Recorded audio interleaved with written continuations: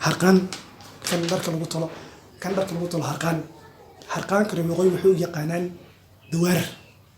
koonfurka wuxuu u yaqaanaan harqaan. Dhahiri kwa penzi lako tamu mama nakiri sijiwezi umshalalalalalala unanifanya tamu nisikie umshalalalalalala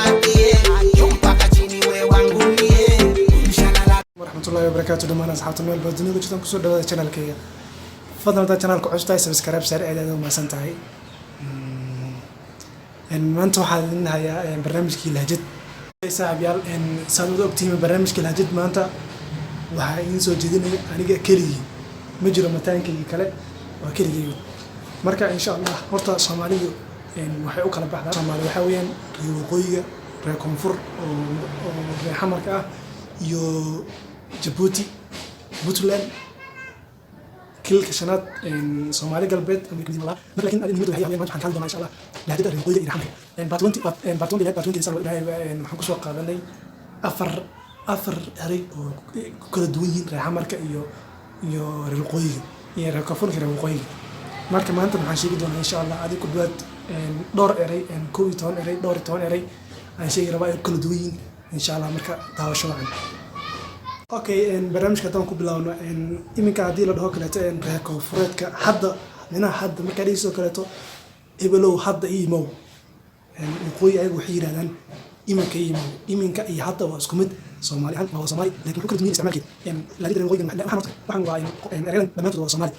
laakiin waxaan kala duwan yahay lahjada qayb walba lahjad gooni leedahay marka hadda markii yiraahdaan koonfurka hadda la dhaho waqooyiga iminka okay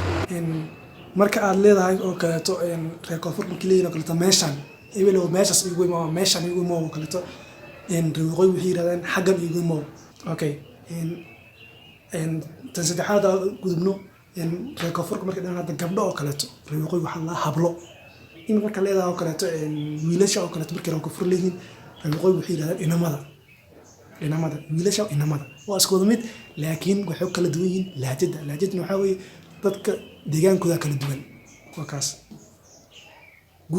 guriga caadiga ah dadka dadkii deegaan reer waqooyi wuxuu yaqaanaan aqal iyo guri waa isku mid qofku wuu fahmayaa laakiin isticmaalka marka maaragtay waxa saameynaya qofka meesha uu joogo marka hadaad maaragtay Soomaaliland joogtid oo kaleeto waxa markaas aqalna dhahdid way ku saameynaysaa oo ilaan deegaankaaga lagu hadlayaa dad koonfur joogto xamar joogto oo kaleeto waxa ku saameynaya guri. Okay toddobaad aan gudubno code dadka hadda badankiina waxa macquul ah code nis garnin code waxa laga wadaa jacket ka suudka noqdo ama jacket kala noqdo code waa jacket okay erayga ku xig waxa weeye Soomaalidu soo sheegnay joodari eraygaas joodari waxa weeyaan firaash waa joodariga caadiga lagu seexdo firaashka caadiga lagu seexdo habsa u taqaanid okay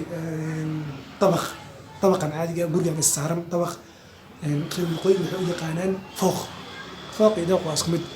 markaas laakiin waxa ku saameynaya markaas meesha aad joogtid xaaladda meesha aad joogto ku saameynaysa. okay